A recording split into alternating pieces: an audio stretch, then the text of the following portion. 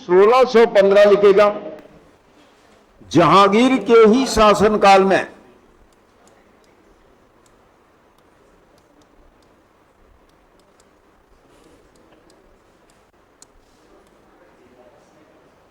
जहांगीर के शासनकाल में ये अजमेर आया था।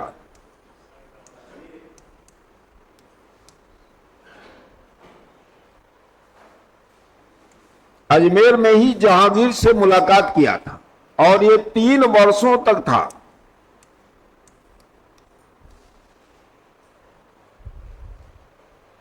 अब दे देगा कि सर टॉमस रो किसके समय भारत आया था। ये भी अंग्रेज था, जानके का अंग्रेजी था, इंग्लैंड से आया था।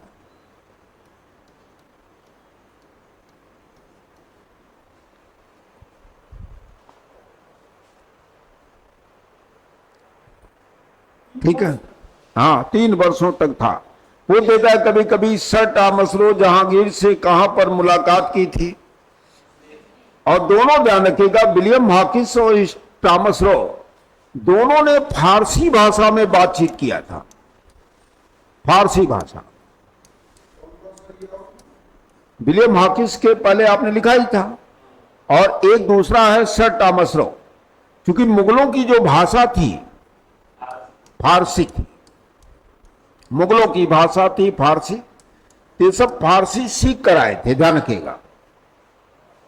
जैसे कभी कभी पूछ देता है मुगल काल की भाषा क्या थी, तो बताइएगा फारसी थी।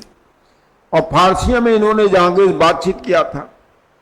भाई मान लो उस समय अंग्रेजी में बात करता जहांगीर से, क्या जहांगीर समझ में आता है? नहीं आता ना। इसीलिए फारसी भाषा ये सब सीख कर आए थे। एक यात्री और लिखेगा निकोलस मनुची। निकोलस मनुची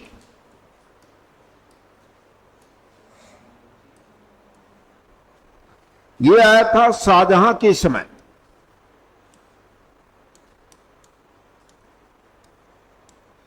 और ये था इटली का, इटली के वेनिस का रहने वाला था। वेनिस।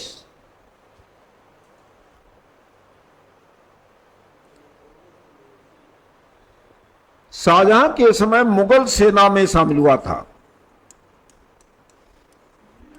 हाँ, मुगल सेना में इसने तोपची के रूप में काम। वेनिस शहर है, जैसे आपके यहाँ कलकत्ता है, मुंबई है, वैसे इटली के शहरों का नाम है। वहां आप देखेंगे इटली में है रोम, मिलान, वेनिस, ये सब वहां के शहरों का नाम है। तो ये मुगल सेना में तोपची के रूप में नियुक्त हुआ।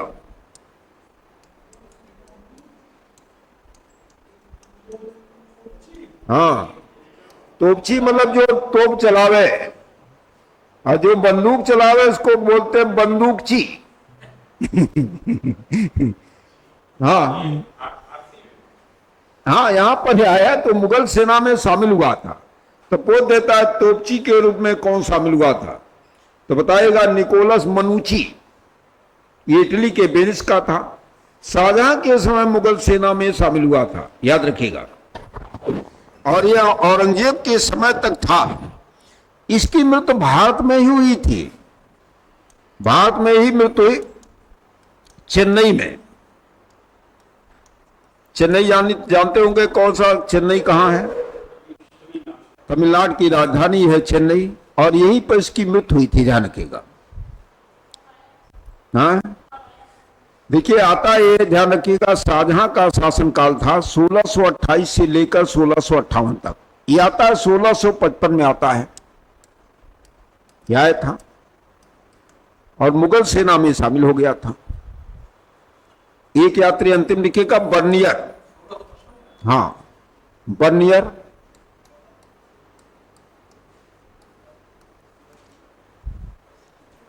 बर्नियर जो है फ्रांसीसी था।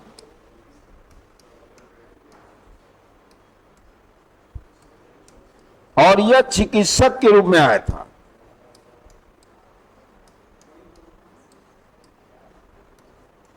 चिकित्सक था और शाहजहां के समय ही मुगल सेना में शामिल हुआ।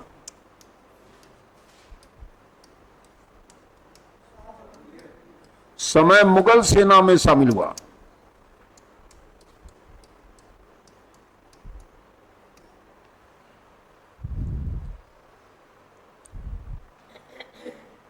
जैसे आपने यात्री लिखा होगा, एक पहला यात्री आता मेगास्थनीज, नाम सुना होगा, किसके समय आया था? हैं? मेगास्थनीज किसके समय आया था? मौर्य के समय। फायान आया किसके समय आया? नहीं, फायान आया चंद्रगुप्त विक्रमादित्य के समय। एक आया ह्वेनसांग, किसके समय आया? हर्षवर्धन के समय, ये भी चीनी यात्री था। एक आया इसिंग, नहीं, 671 में आता है इसिंग, वो भी नालंदा विश्वविद्यालय में पढ़ने आया। एक आया मार्को पोलो, किस देश का था?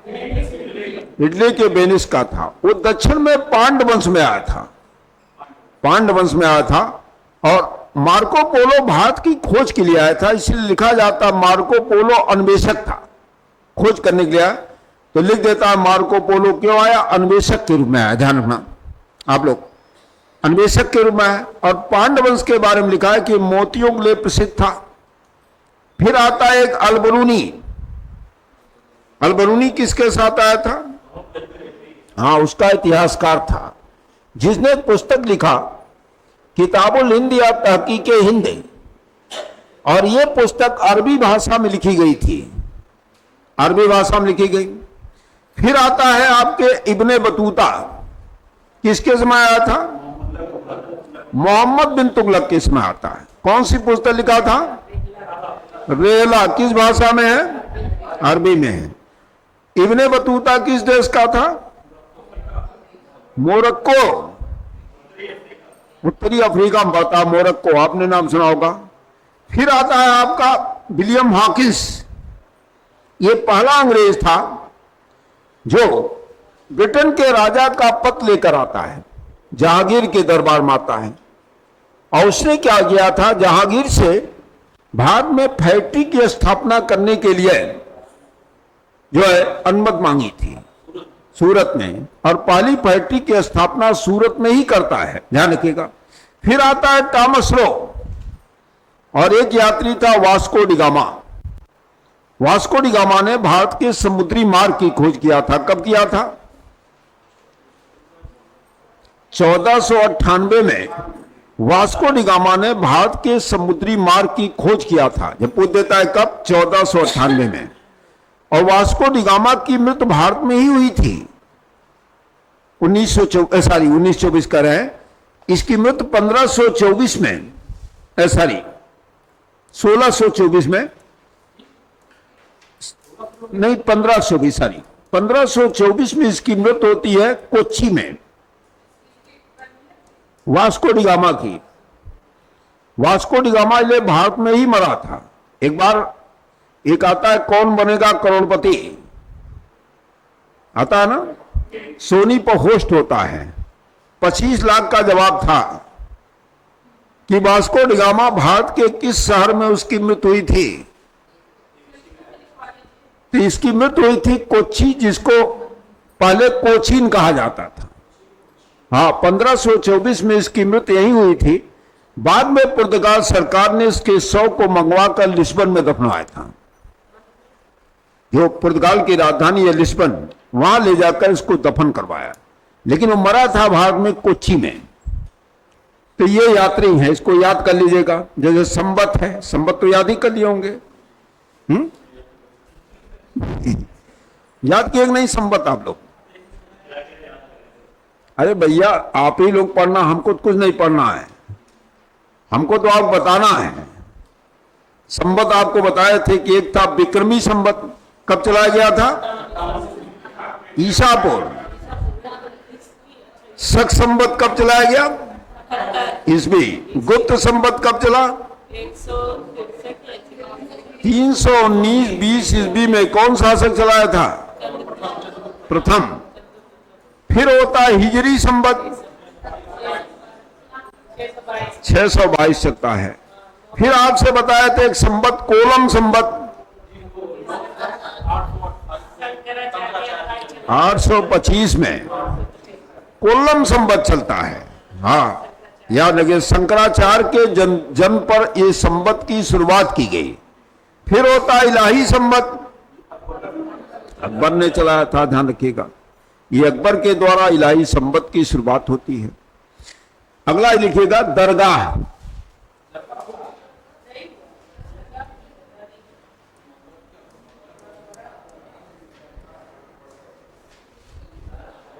नहीं हुआ भैया, हमको पता है। दरगाह, मकबरा हो गया, दरगाह है।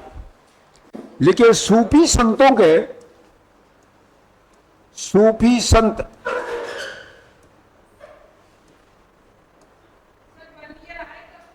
बनियर आते शाहजहां के इसमें आए थे, और ये आया था 1600 जो है 51 में। सूफी संतों के मकबरे को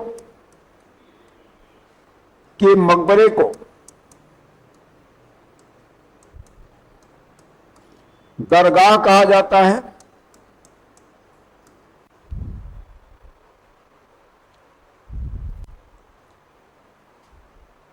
दरगाह कहा जाता है। जैसे सामान्य रूप से कोई मरता है तो उसका मकबरा बनता है, ध्यान रखिएगा। सूफी संत इनके यहां भी होते हैं, जो इस्लाम में सूफी विचारधारक होते हैं, उनके संतों को जहां मरते थे दफनाते थे, उसको दरगाह नाम दिया गया है। बाला दरगाह लिखे, ख्वाजा मोइनुद्दीन चिश्ती की दरगाह।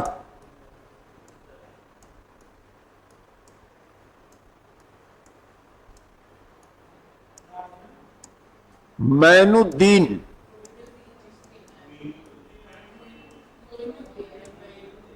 चिश्ती की दरगाह। नहीं भाई साहब, अजमेर में है। लिखिए अजमेर राजस्थान।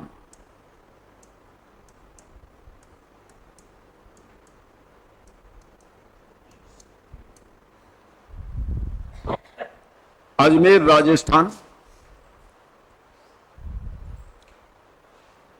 लिखिए इन्होंने ही भारत में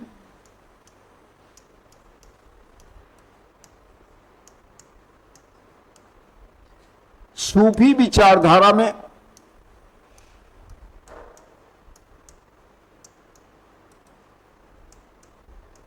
चिश्ती संप्रदाय की स्थापना की।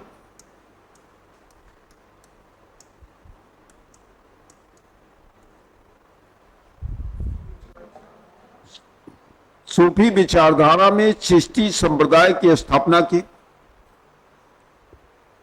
ये मोहम्मद गोरी के साथ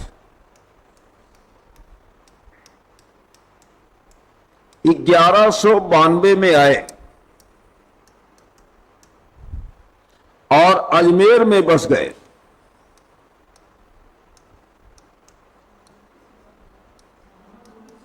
हाँ, मतलब जब मोहम्मद गोरी ने आक्रमण किया था तो अजमेर में आकर बस गए, और यही पर इनकी मृत्यु हुई थी, तो यही पर इन्हें दफना दिया गया। इसी को कहते ख्वाजा साहब की दरगाह। और यहां देखते एक मेला लगता, उर्स का मेला।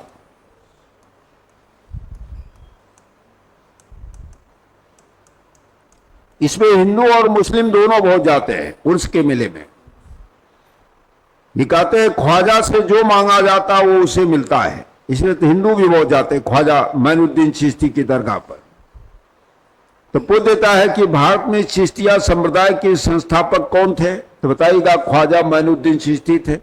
किसके साथ भारत आए थे? मोहम्मद गोरी के साथ। कहां पर ये बस गए थे? अजमेर में। इनकी ये भारत किस शताब्दी में आए थे? 12वीं। भाई 1192 का मतलब हो जाएगा 12वीं, याद रखिएगा।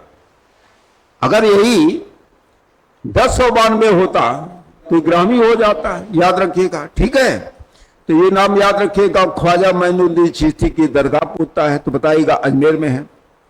ठीक, अगला आइए। अगला नाम लिखिए निजामुद्दीन औलिया की दरगाह। औलिया,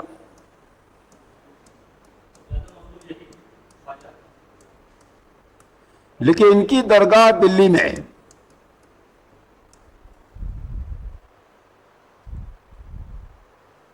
दिल्ली में है। निजामुद्दीन औलिया दिल्ली में है। लिखे, इन्हें ही दिल्ली के लोग महबूब इलाही के नाम से जानते थे। दिल्ली के लोग महबूब इलाही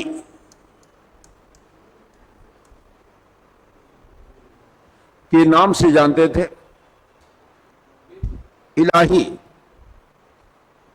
महबूब मतलब होता है जो सबसे प्रिय हो।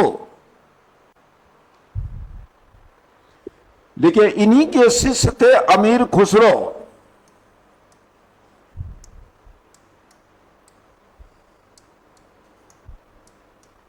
शिष्य थे अमीर खुसरो। अमीर खुसरो का नाम आपने सुना ही होगा।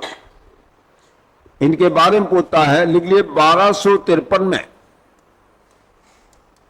इनका जन्म एटा के पटियाली में हुआ था। हाँ,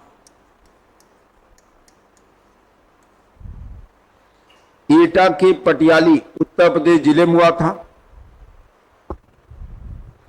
जिन्हें तोता हिंद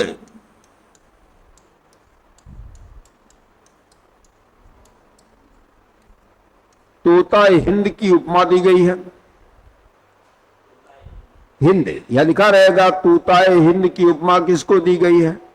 अमीर खुसरो को। हाँ, जैसे भारत में खड़ी बोली का आविष्कार इन्होंने किया। भारत में कव्वाली का जनक अमीर खुसरो है, सितार का जनक अमीर खुसरो है, ध्यान रखिएगा। तबले का जनक अमीर खुसरो है, पहेलियों का जनक अमीर खुसरो है। इसलिए लिखा जाता है सितार का जनक किसे कहा जाता? अमीर खुसरो। तबले का जनक अमीर खुसरो, कव्वाली का जनक अमीर खुसरो, खड़ी बोली का जनक अमीर खुसरो, पहेलियों का जनक अमीर खुसरो। जहां पर इनको दफनाया गया है, यहीं पर अमीर खुसरो को भी दिल्ली में दफनाया गया। 1325 में जब इनकी मृत्यु हुई निजामुद्दीन औलिया की, जो ही अमीर खुसरो ने सुना, दूसरे दिन इनकी भी मृत्यु हो गई और दोनों को एक साथ दफनाया गया है। दिल्ली में कभी जाएंगे और इन्हीं के नाम पर निजामुद्दीन स्टेशन है दिल्ली में। आपने सुना होगा कि एक स्टेशन दिल्ली में है, निजामुद्दीन स्टेशन, पुरानी दिल्ली में है। तो ये ऐसे दो व्यक्ति हैं जो 7 शासकों के शासनकाल को देखा था। 7 शासक के समय ये दोनों थे, अमीर खुसरो और निजामुद्दीन औलिया दोनों थे।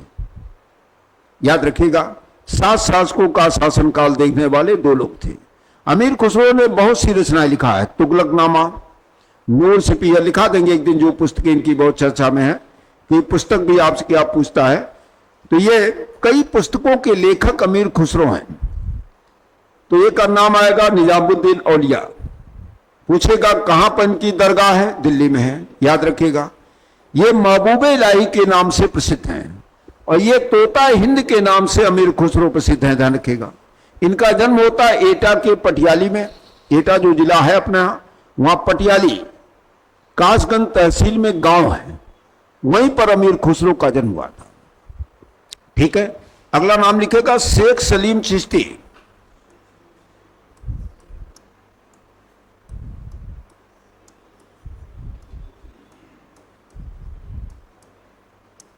इनकी दरगाह है फतेहपुर सीकरी। सीकरी यह है आगरा में। फतेहपुर सीकरी कोई जिला नहीं है, ध्यान रखिएगा, आगरा में है, याद रखिएगा। यह अकबर और जहांगीर के समकालीन है।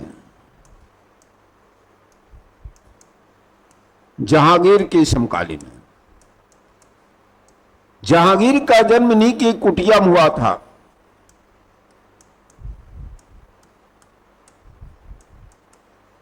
इसीलिए जहांगीर का प्रारंभिक नाम जो था सलीम था, समकालीन।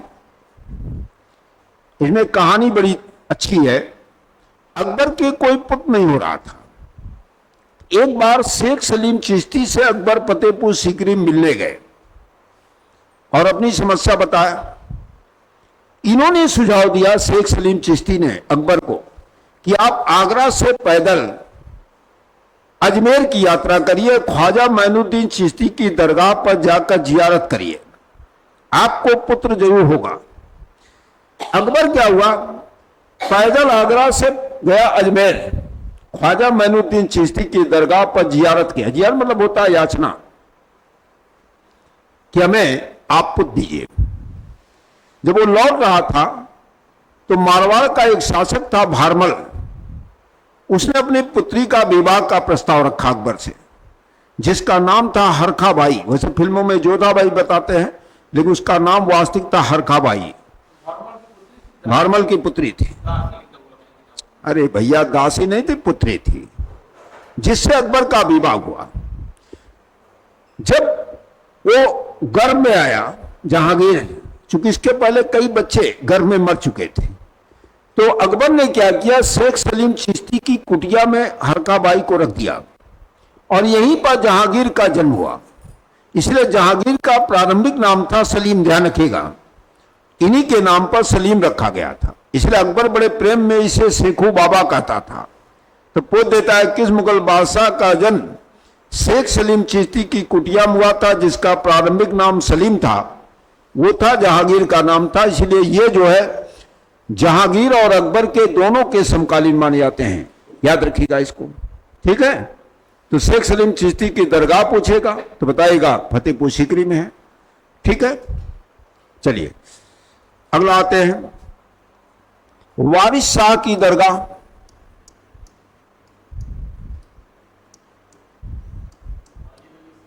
वारिस शाह की दरगाह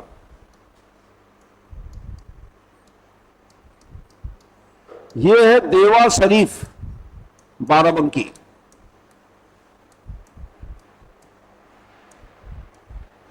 बाराबंकी में है, उत्तर प्रदेश में। यहां पर देवा शरीफ का मेला लगता है, का मेला। जैसे कभी पूछेगा देवा शरीफ का मेला किसके जो है दरगाह पर लगता है, तो बताएगा वारिस शाह की दरगाह पर लगता है। एक अगर रचना आपने सुना होगा, इन्होंने लिखा, हीर रांझा नाम सुना होगा। हीर रांझा सुने, एक प्रेम कहानी, जैसे आपने सुना होगा लैला मजनू, हीर रांझा, सोनी महिवाल। तो हीर रांझा पर इन्होंने लिखा था, जिस पर बाद में इस प्रेम कहानी पर फिल्में भी बनी। वारिस शाह के द्वारा ही लिखा गया हीर रांझा। तो वारिस शाह की दरगाह देवा से उपन्यास उस तरह नाटक है, प्रेम कहानी है। जैसे लैला मजनू सुना होगा, प्रेम कहानी है, वैसे हीर रांझा भी एक कहानी है, प्रेम कहानी है। इन्होंने ही लिखा था, वारिस शाह ने लिखा था। हाँ, अब पूछ देता है कि देवा शरीफ का मेला किसके मजार पर लगता है, क्या बताएंगे? वारिस शाह की दरगाह पर लगता है। एक अंतिम लिखेगा, सैयद सलार मसूद गाजी की दरगाह।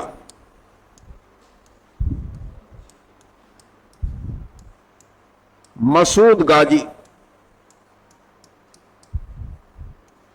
की दरगाह ये है बहराइच में, उत्तर प्रदेश। यहां गाजी साहब का मेला लगता है, जून में देखे होंगे आंधी तूफान आता है, यहीं पर गाजी साहब का मेला लगता है। इस बार सरकार ने नहीं लगने दिया।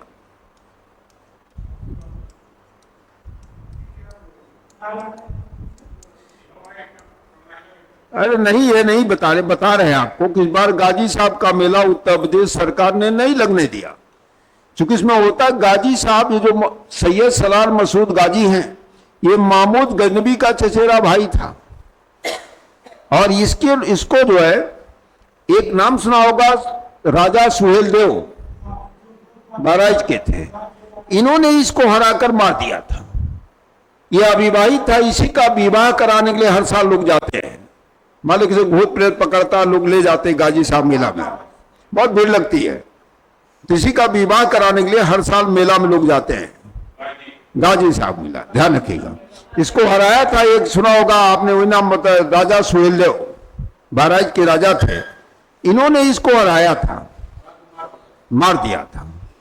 तो अविवाहित था, इसी का विवाह कराने हर साल जाते हैं। तो पूछ देता है गाजी साहब का मेला कहाँ लगता है, बता रहे हैं आपको, कहानी है उसमें। तो आपसे एक जान मतलब है, पूछेगा गाजी साहब मेला कहाँ लगता है, बहराइच। पूछ किसकी मजार है, तो बताइएगा सैयद सलार मसूद गाजी की दरगाह है। आपका काम हो जाए, कोई विवाह हो या ना हो, उससे क्या फर्क पड़ता है आपको? हाँ नहीं, जाते हैं लोग प्रतीकात्मक विवाह करने। हाँ भाई, आपको परीक्षा में आएगा, इनका विवाह हो या ना हो, आपको क्या फर्क पड़ने वाला? हाँ भाई देखिए, विवाह हो या ना हो कोई फर्क पड़ने वाला आपको नहीं। परीक्षा में आएगा गाजी साहब मेला कहाँ लगता है या किसकी मजार है, आप तब फर्क पड़ेगा। हाँ, आज से पूछ देगा वारिस शाह की दरगाह कहाँ है, कब फर्क पड़ेगा, जब नहीं आप बता पाएंगे। हाँ, सब बाहरी तो थे, सूफी विचारधारा वाले बाहर से थे, सब आए थे अफगानिस्तान से। ये ज्यादातर लोग अफगानिस्तान से आए थे। सूफी जो है, ऐसे जैसे हमारे यहाँ संत होते हैं, ऐसे इस्लाम में सूफी होते हैं। ये भी क्या करते हैं, ईश्वर की साधना करते हैं सीधे। हमारे जैसे बाबा लोग नहीं होते, गुफाओं कंदराओं में जाकर तपस्या करते थे, ऐसे सूफी विचारधारा के लोग होते थे। हाँ चलिए, ये नाम समझ गए। अब अगला थोड़ा सा आइएगा धर्म पर।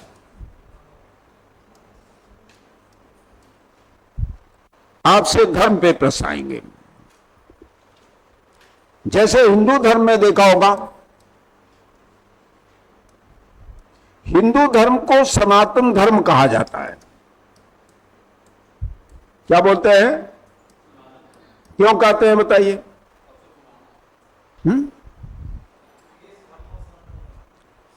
हिंदू धर्म का कोई प्रवर्तक नहीं है, ये विचार है जो पीढ़ी दर पीढ़ी चल रही है, जो हमारे पूर्वजों ने चलाया है, ये विचार है। अब हिंदू धर्म में दो विचारधारा ध्यान रखिएगा, एक होता है सगुण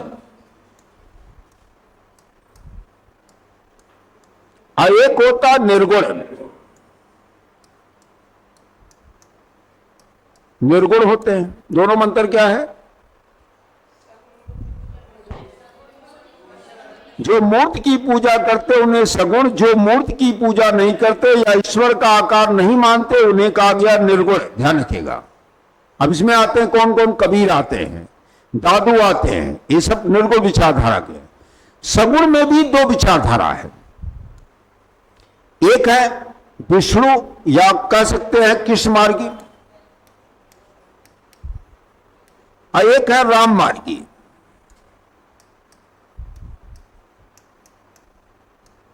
जो राम को महत्व देते हैं, दोनों विष्णु के अवतार हैं, ध्यान रखिएगा। दोनों जो है विष्णु के अवतार है, राम मार्गी दूसरा कृष्ण मार्गी। जैसे तुलसीदास क्या है, राम मार्गी है, सूरदास क्या है, कृष्ण मार्गी, बल्बाचार कृष्ण मार्गी है। तो पूछ देता है कभी, और सगुण में ही और दो विचारधारा है, एक होता अलवार, दूसरा होता नैनार। यहां दक्षिण में ही अलवार और नैनार की शुरुआत होती है। सगुण में ही पहले दो विचारधारा आती है, एक आएगा अलवार, वो तो अभी आप बताते हैं। एक अलवार होगा जो विष्णु के पुजारी थे, विष्णु के पुजारी थे, उन्हें अलवार कहा गया। दूसरा होगा नैनार, जो शिव के पुजारी थे, उन्हें नैनार कहा गया। चूंकि भक्ति आंदोलन जो शुरू हुआ वो दक्षिण से हुआ,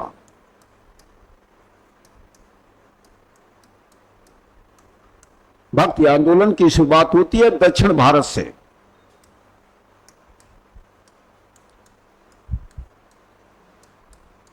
दक्षिण भारत से होता है, और इसकी शुरुआत होती है एक व्यक्ति से जिसका नाम आपने अगर सुना होगा, रामानुजाचार्य का।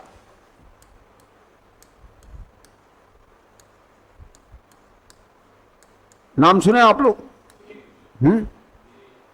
रामानुजाचार्य जो है ये तमिलनाडु में श्रीरंगम के रहने वाले थे। इन्हीं के शिष्य बनते हैं रामानंद। एक नाम अगर सुना होगा आपने, रामानंद। इनका नाम सुने रामानंद का? रामानंद प्रयागराज में पैदा हुए थे। यही दक्षिण से उत्तर भक्ति आंदोलन लाते हैं। इसलिए पूछता है कि दक्षिण और उत्तर में, दक्षिण से उत्तर भक्ति आंदोलन जोड़ने का काम किसने किया? रामानंद ने किया। रामानंद का जन्म प्रयागराज में होता है। रहते थे वाराणसी में। इन्हीं के 12 शिष्य थे, कबीर, दादू, रैदास, धन्ना, पीपा, सेना, मलूकदास, ये सब उन्हीं के शिष्य हैं, ध्यान रखिएगा। तो पूछ देता है कि दक्षिण से उत्तर भक्ति आंदोलन लाने का श्रेय किसे जाता है? रामानंद को। रामानंद किसके शिष्य थे? रामानुजाचार्य के थे, याद रखिएगा। अब बाद में क्या होता है, अलवार 2 भाग में बढ़ जाते हैं। अलवार जो है, ये जो अलवार हैं 2 भाग बढ़ जाते हैं। एक राम मार्गी हो जाते हैं, दूसरा कृष्ण मार्गी हो जाते हैं। राम मार्गी वाले राम की पूजा करते हुए तुलसीदास हैं, राम मार्गी हैं। और कृष्ण मार्गी में जैसे आते हैं, सूरदास का नाम सुना होगा, बल्भाचार्य का नाम सुना होगा, ये लोग कृष्ण मार्गी हैं। मीराबाई हैं, कृष्ण मार्गी हैं। तो ये तमाम संत हमारे हुआ हिंदू धर्म में, ध्यान रखेगा। तो आपसे पूछेगा, देखिए प्रश्न क्या आया है, अलवार कौन थे, नैनार कौन थे? अलवार जो विष्णु के पुजारी थे उन्हें अलवार कहा गया, जो शिव के पुजारी थे उन्हें नैनार कहा गया। दक्षिण में 12 अलवार संत थे और 63 नैनार संत थे। 63 नैनार संत थे। अब पूछता है दक्षिण से उत्तर भक्ति आंदोलन लाने का श्रेय किसको जाता है? रामानंद को। रामानंद किसके शिष्य थे? रामानुजाचार्य के शिष्य थे। रामानुजाचार्य कहां के रहने वाले थे? श्रीरंगम के रहने वाले थे। श्रीरंगम, तमिलनाडु।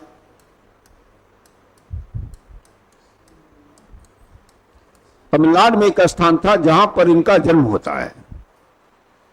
और रामानुजाचार्य ने दर्शन चलाया जिसका नाम था विशिष्टाद्वैतवाद। जैसे अद्वैतवाद चलाए थे शंकराचार्य, तो विशिष्टाद्वैतवाद की प्रवर्तक माने जाते रामानुजाचार्य। विशिष्टाद्वैतवाद में रामानुजाचार्य कहते ब्रह्म भी सत्य है। श्रीरंगम, तमिलनाडु इनका जन्म हुआ था। अभी इन्हीं की एक मूर्ति लगाई गई है रामानुजाचार्य की, हैदराबाद में। उसका नाम है स्टैच्यू ऑफ इक्वलिटी,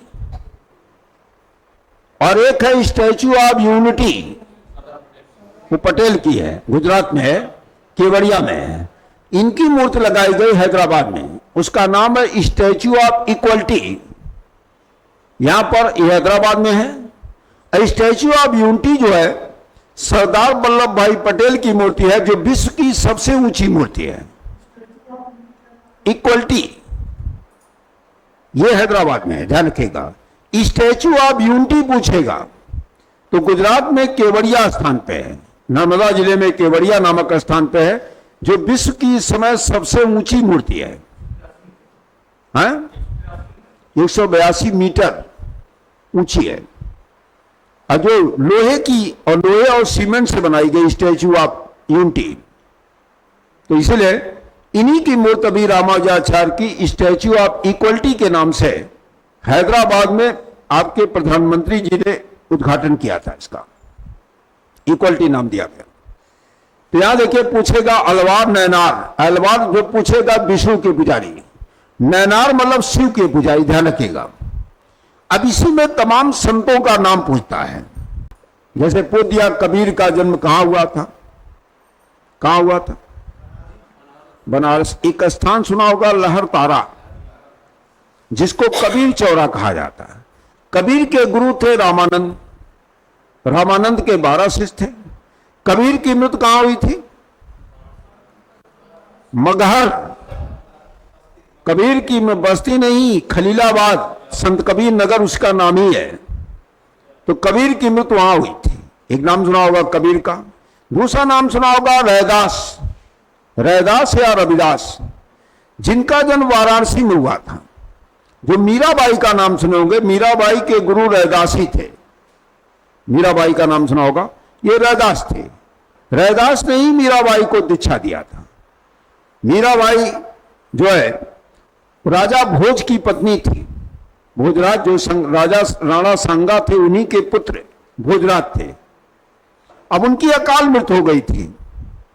जब अकाल मृत्यु हो गई, चूंकि हमारे यहां समाज में उस समय था, जब भोजराज की मृत्यु हो गई तो लोगों ने मीराबाई पर दोष दिया कि इनकी वजह से मृत्यु हो गई।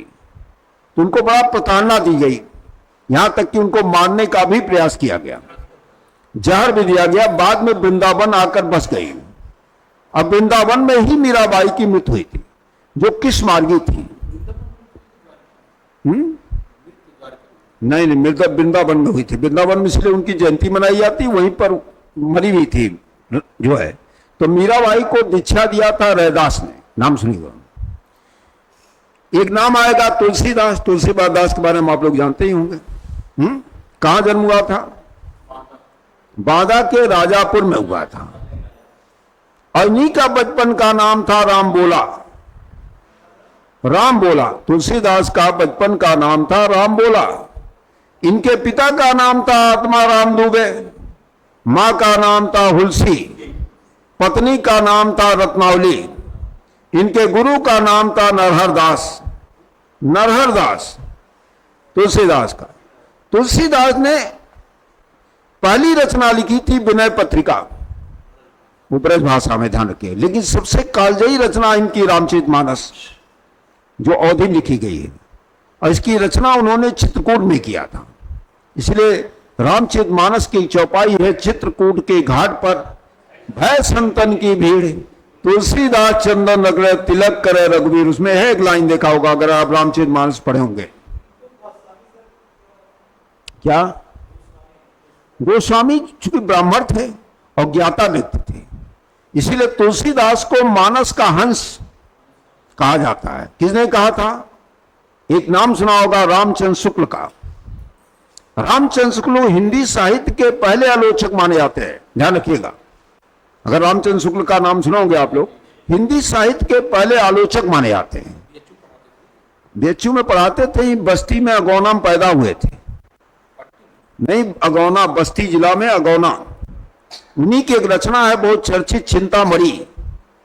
हिंदी साहित्य की पहली आलोचना लिखने वाले रामचंद्र शुक्ल थे, याद रखिएगा। उन्हीं का पहले हम लोग के हाई स्कूल इंटर में अपठित गद्यांश आता था। आपने देखा होगा कि हाँ, आलोचना मतलब होता है गुण और दोषों की व्याख्या। आलोचना मतलब बुराई नहीं होता हमारे साहब, ध्यान रखिएगा। आलोचना में गुण और दोष दोनों की व्याख्या होती है, समालोचना। तो कभी आप देखिए हमारे साहब, ध्यान रखिएगा। इसीलिए तुलसीदास को मानस का हंस रामचंद्र शुक्ल ने कहा था। एक बार आप क्या पूछा है टेट में कि तुलसीदास को मानस का हंस की उपमा किसने दी है, क्यों दी है, जान लीजिए। इनका यह कहना है कि अगर अवधी भाषा में रामचरितमानस न लिखा होता तुलसीदास, तो शायद राम इतने लोकप्रिय नहीं होते। भाई, रामायण संस्कृत में है और संस्कृत क्लिष्ट भाषा है। कितने लोग संस्कृत पढ़ पाते हैं? एक चौपाई बोल दीजिए, उसका अर्थ नहीं बता पाएंगे। हाँ, और अवधि में लिखने की वजह से रामचरितमानस की चौपाई का सभी लोग लगभग अर्थ लगा लेते हैं। इसीलिए भगवान राम को घर घर पहुंचाने का काम तुलसीदास ने किया। इसीलिए तुलसीदास को मानस का हंस कहा गया, यही कारण है। इसीलिए मानस का हंस रामचंद्र शुक्ल ने कहा था, यही कारण था। जो आप एक बार आया था, आपके क्वेश्चन आया हुआ हिंदी का, कभी देखिएगा। वह पूछा था कि मानस का हंस किसने कहा था। तो ये देखिए, सगुण निर्गुण इसमें होते हैं, अलवार में, ध्यान रखिएगा। सगुण आएंगे और निर्गुण आएंगे। नैनार नहीं है। नैनार जो शिव की पूजा करते थे उन्हें कहा गया। तो पूछ देता, अलवार कौन थे, नैनार कौन थे? अलवार उन्हें कहा गया जो विष्णु के पुजारी थे, नैनार उन्हें कहा गया जो शिव के पुजारी थे। ठीक, अगला आते हैं। आइए जरा बौद्ध धर्म पे आते हैं। देखिए, बौद्ध धर्म से जरूर प्रश्न करेगा। बताते रहे सनातन धर्म है, कभी आया नहीं। ये सनातन विचारधारा है, वर्षों से चली आ रही है। हम लोग क्या करते हैं, अपनी पीढ़ियों को जो रीति रिवाज प्रथाएं चला रहे हैं उसको देते रहे। इसका सगुण का तो विभाजन है, वैष्णव मतलब लोग शैव मतलब लोग सिद्धांत आदि प्रेम आदि, निर्गुण तो कोई भी नहीं, उसमें कबीर भी रहे। कबीर भी कहते हैं ईश्वर का कोई आकार नहीं है। अगर ईश्वर है तो हर जगह है, कण कण में ईश्वर व्याप्त है। इसीलिए कबीर आलोचना करते हैं, काकर पाथर जोड़ के मस्जिद लियो बनाए, मुल्ला उस पर बाग दे। सभी धर्मों की आलोचना किया कबीर ने। इसलिए कबीर को पहला साम्यवादी विचारक माना जाता है। अच्छा जी, इसके आगे करके प्रेम मार्ग भक्ति मार्ग की जो विभाजन वो सब गुरु जी पढ़ाएंगे, उनके हिंदी में है। हाँ, हमारा काम हिंदी नहीं पढ़ाना, ये तो हम आपको समझाने के लिए थोड़ी बात कर रहे थे। हाँ हाँ, आइए बौद्ध धर्म देखिए। बौद्ध धर्म से आपसे 4-5 प्रश्न करेगा। महात्मा बुद्ध का नाम पूछेगा, इनका जन्म कहां हुआ था? इनका जन्म हुआ था लुम्बिनी, नेपाल। लुम्बिनी, नेपाल में है, ध्यान रखिएगा। कब हुआ था? तो लिखा रहेगा 563 ईसा पूर्व। ईसा पूर्व यानी बीसी में हुआ। इनके बचपन का नाम था सिद्धार्थ। सिद्धार्थ नाम था। अब इनका पिता का नाम था शुद्धोधन। पिता का नाम शुद्धोधन था।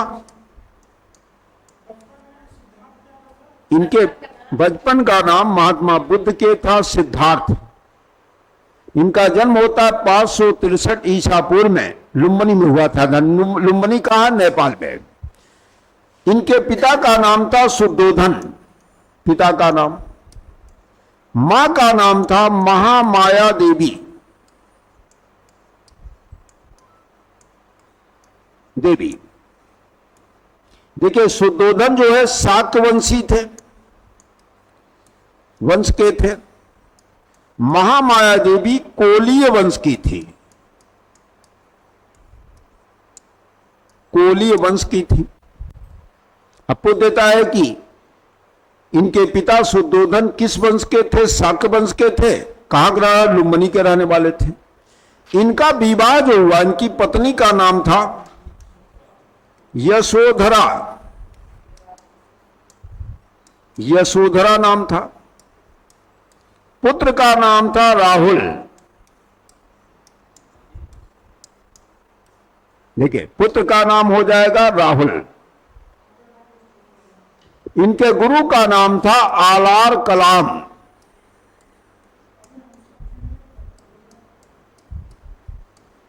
कलाम। इनके राजवैद्य थे जीवक। कलाम, हाँ, राजवैद्य थे जीवक। राजवैद्य समझते हैं? जो चिकित्सक होते, फैमिली डॉक्टर कहते, बड़े बड़े लोग फैमिली डॉक्टर रखते हैं। तो बोध देता है। देखिए, बुद्ध का जन्म होता है लुम्बिनी, नेपाल में, याद रखिएगा। कब होता है? 563 ईसा पूर्व। पिता का नाम था शुद्धोधन, मां का नाम था महामाया देवी। इनके बचपन का नाम था सिद्धार्थ। इनकी पत्नी का नाम था यशोधरा। पुत्र का नाम था राहुल। इनके गुरु का नाम था आलार कलाम और इनके राजवैद्य थे जीवक। ठीक है? राजवैद्य मतलब होता है जो चिकित्सा वगैरह, बीमार मार हो जाते थे तो वो लोग इलाज करवाते थे, तो उसको कहा गया राजवैद्य। ठीक, अगले आते हैं। देखिए, 29 वर्ष की अवस्था में ये अपना गृह त्याग दिए। गृह त्याग, इन्हें वैराग हो गया। इस घटना को कहा गया महाभिनिष्क्रमण। निष्क्रमण, महाभिनिष्क्रमण। इस घटना को जो गृह त्याग दिया 29 वर्ष की अवस्था में, इसको कहा गया महाभिनिष्क्रमण। याद रखिएगा। अब ये 29 वर्ष की अवस्था में घर छोड़ने के बाद ये जाते हैं बोध गया।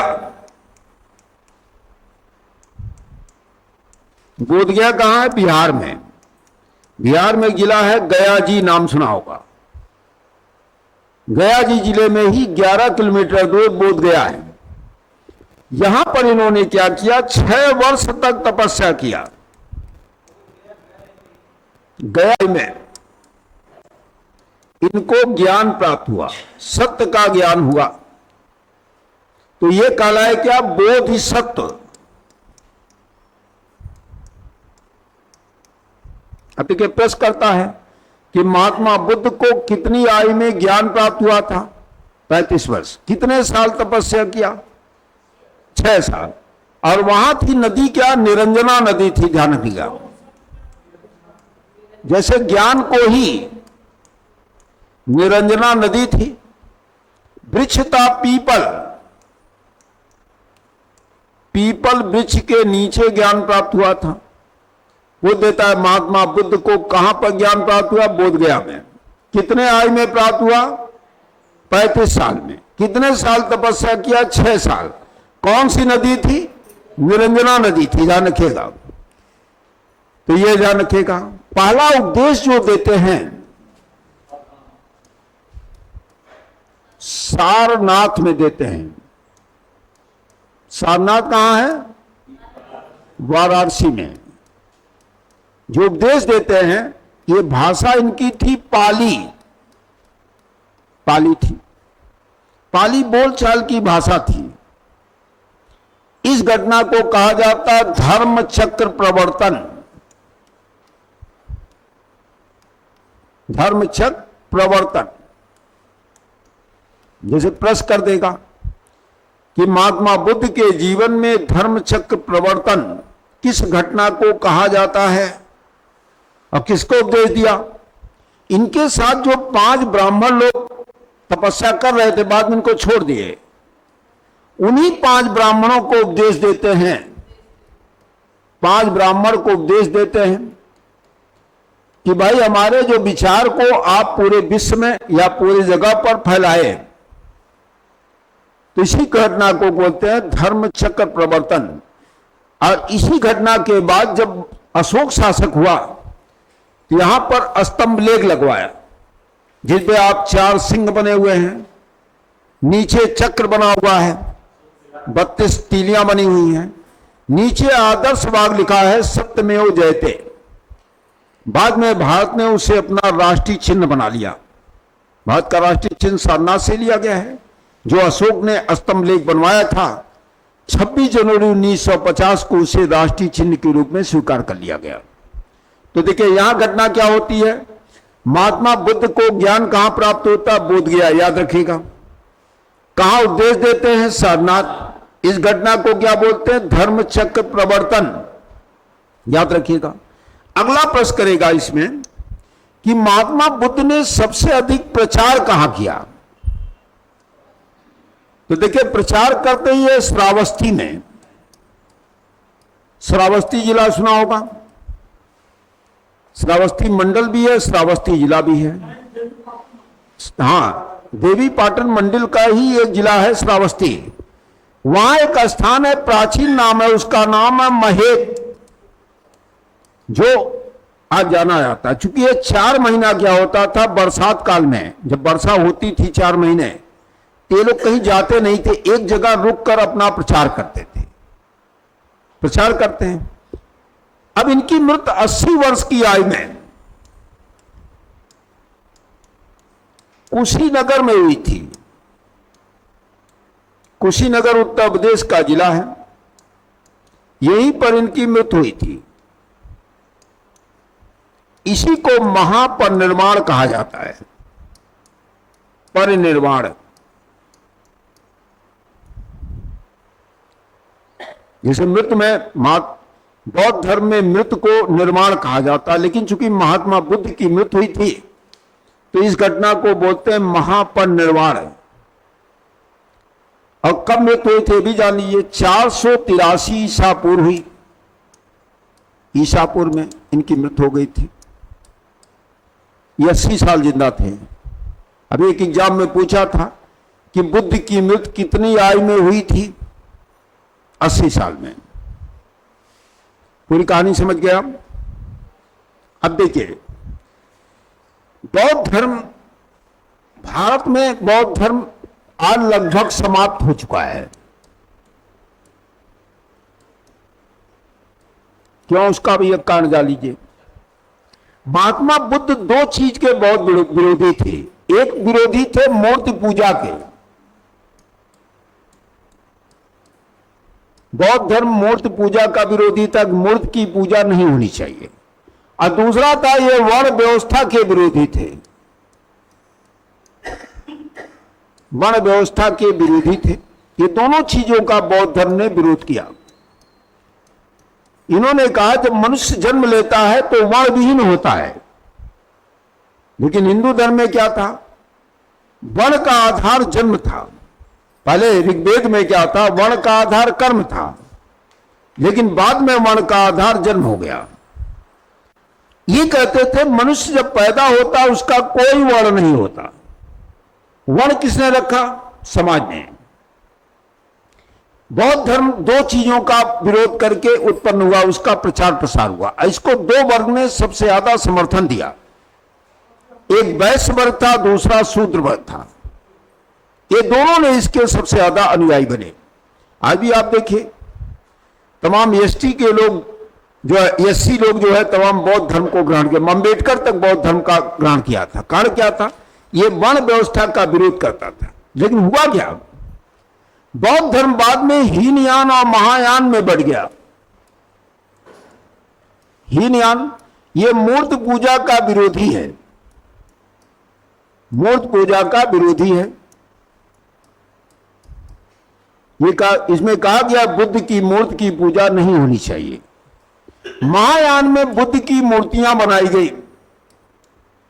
ये मूर्ति पूजा का समर्थक है, है। अब हुआ क्या? जब बौद्ध धर्म में मूर्ति की पूजा होने लगी, इस धर्म में वो सब विकृतियां आ गई जो हिंदू धर्म में थी। क्योंकि हिंदू धर्म के अगेंस्ट बौद्ध धर्म का उदय हुआ था। मूर्ति पूजा आ गई, वर्ण व्यवस्था आ गया। तो हमारे यहां 9वीं शताब्दी में आदि शंकराचार्य आते हैं। उस दिन बताए थे आपको, शंकराचार्य का उदय होता है। इन्होंने बौद्ध धर्म के जो भी विद्वान थे उनको शास्त्रार्थ में पराजित किया। आज शंकराचार्य कहा, आपका भाई महात्मा बुद्ध ने कहा था मूर्ति पूजा नहीं होनी चाहिए, आप लोग मूर्ति पूजा इसमें शुरू कर दिए। आप वर्ण व्यवस्था को नहीं मानते थे, वर्ण व्यवस्था मानने लगे, तो आपका धर्म कहाँ रह गया? तो हिंदू धर्म का हिस्सा है। तो जो भारत में लोग बौद्ध धर्म अपनाए थे, धीरे धीरे हिंदू धर्म की तरफ चले आए। जो विदेशों में थे, आज भी विदेशों में बौद्ध धर्म है, लेकिन भारत में देखेंगे बौद्ध धर्म लगभग समाप्त हो गया। क्योंकि धर्म अपना का स्वरूप छोड़ देता है। जैसे इस्लाम है, इस्लाम ने कभी अपने स्वरूप को नहीं छोड़ा। जो लोग इस्लाम मानते हैं वो देखेंगे उनके यहां तमाम चीज कट्टरपंथी चीजें उसको भी लागू करते हैं। आज संत 9वीं शताब्दी में आते हैं। अब देखिए, इस्लाम इसलिए बन रहा है, अगर धर्म अपने स्वरूप को छोड़ दिया तो आपका धर्म कैसे रह गया भाई? इस्लाम इसीलिए सबसे तेज बढ़ने वाला धर्म है। जो भी इस्लाम का अनुयायी है वो अपने रीत रिवाज को पूरी तरह मानता है। जो क्रिश्चियन है, ईसाई हैं, विश्व का सबसे बड़ा धर्म जो है क्रिश्चियन है। अब इस्लाम आता है 7वीं शताब्दी में, और आज विश्व का दूसरा सबसे बड़ा धर्म है। सब दूसरे नंबर पर इस्लाम है, तीसरे नंबर आप है हिंदू धर्म, जो सनातन है, जिसका कोई संस्थापक ही नहीं माना आता। कब से चला रहा है कोई भरोसा नहीं है। आपका धर्म इसलिए नहीं डेवलप कर पाया कि आप उस मामले में लिबरल नहीं है। आप क्या कोई अभी इस्लाम का व्यक्ति हिंदू धर्म में शामिल होना चाहे, आप उसके साथ खान पान नहीं करेंगे, उसके साथ शादी विवाह नहीं करेंगे, क्या आपके धर्म में आएगा? क्यों आएगा भाई? स्वीकारता ही नहीं, कैसे आएगा? इस्लाम में अभी इस्लाम आप ग्रहण करिए, आपके साथ शादी विवाह सब खान पान सब करेंगे। ईसाई भी यही है। इसीलिए ये हीनयान महायान तो आया, भारत में महायान के ज्यादा लोग पुजारी हो गए, मतलब महायान धर्म को मानने लगे, हीनयान को कम। वज्रयान तो बाद में आया, वो तांत्रिक था। अब होता क्या है, बौद्ध धर्म में 4 बौद्ध संगीत होती है, इसको नोट करिएगा, ये बहुत बार आपके एग्जाम में आया है। बौद्ध संगीत तो आपको समझाने के लिए मैंने बात किया था। संगीति, देखिए संगीत का मतलब होता है विद्वानों की बैठक।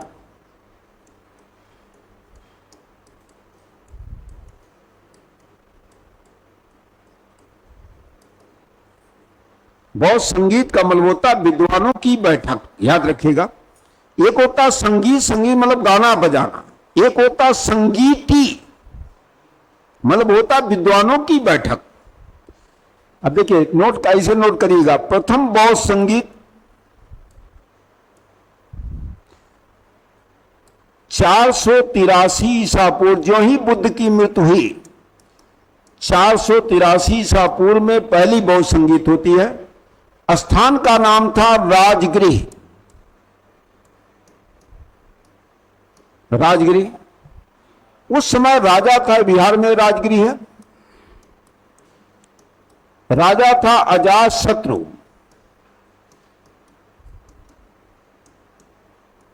जब पूछेगा, मगध का राजा था अजातशत्रु। इसकी अध्यक्षता किया महाकश्यप।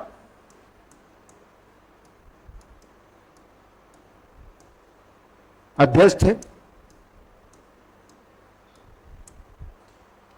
अब इसमें क्या होता है, 2 पिटक की रचना हुई, सुत पिटक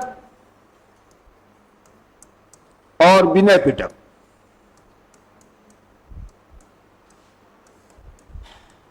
देखिए यही आपके यहां पूछा है, ये बौद्ध संगीत में ज्यादा पूछा है। सुत पिटक और विनय पिटक की रचना पहली बौद्ध संगीत में हुई थी। हाँ, अब देखिए सुत पिटक में क्या है, महात्मा बुद्ध ने जो बोला था, विचार दिया था, वो सुत पिटक में है। विनय पिटक में क्या है, बौद्ध धर्म के नियम है, कैसे बौद्ध धर्म को माना जाएगा, तो इसका वर्णन जो है विनय पिटक में है।